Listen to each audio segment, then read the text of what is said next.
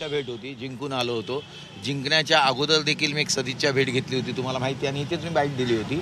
त्यामुळे त्यांच्या सदिच्छा, त्यांच्या आशीर्वाद, त्यांचं सहकार्य, त्यांच्या सर्व कार्यकर्त्यांचं हे सर्व मिळालं होतं. त्यामुळे एक नक्कीच या पद्धतीची एक भेट घेणं, त्यांचे आभार मानणं हे होतं, ते मी मानायला आलो होतो इथे. सध्या तुमच्या खासदारकीला घेऊन वाद हो, खूप मी त्याबद्दल हे पण असंच आहे ना, की त्याबद्दल पण बोलले, पण ते मी आता तुम्ही मला माझे काही प्रश्न असतील ते मला विचारलं तर बरं होईल. ते काय बोलले बघ, ते बोलतीलच, पण मला तुम्हाला काय विचारायचं ते विचारू शकता तुम्ही.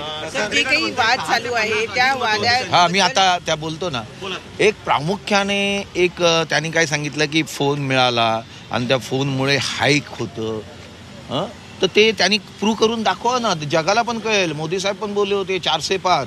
मग ते हे असं काहीतरी करता आलं असतं ना त्यांनी. तर त्यामुळे ते असं काय हाईक करता येतं मोबाईलच्या माध्यमातून, हे खरोखर सिद्ध केलं तर देश नाही जगामध्ये कळू शकतं की असं होऊ शकतं म्हणून. तर त्यांनी प्रूव्ह करावं अशी माझी देखील विनंती आहे त्यांना. आणि कोर्टांमध्ये जायला काय, लोकशाही आहे, लोकशाहीमध्ये कोणी कुठेही जाऊ शकतो.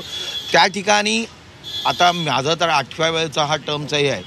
काउंटिंगच्या इथे नेऊ नये. तुम्ही कोविडमध्ये पण असं म्हणाले होतात की कोविडच्या बाबतीमध्ये की बाहेर रस्त्यावर आलं नाही, तर त्याला ते कायदा असतं. मोबाईल हा जनरली सर्वच जण, मी बघितलं तर अनेक जणांकडे तुम्हाला मोबाईल टावर जर चेक केलं तर मिळेल की मोबाईल तुमच्यातले किती लोक आतमध्ये होते, त्यांच्याकडे किती मोबाईल होते, तुम्ही बघा ना, तुम्हाला पण माहिती त्यातनं येत होतं.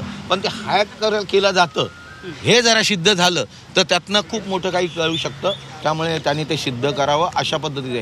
हे कशाबद्दल झालं, मी तर सकाळपासून टी व्हीवरतीच आम्ही पाहत होतो.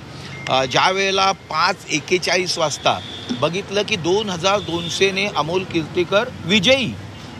हे विजयी कसे होऊ शकतात? जर मला इलेक्शन याच्याकडनं आपल्याला जे काही फेसबुकच्या माध्यमातून वगैरे सर्व कळत होतं, तेच मला देखील कळत होतं टी व्हीच्या माध्यमातून.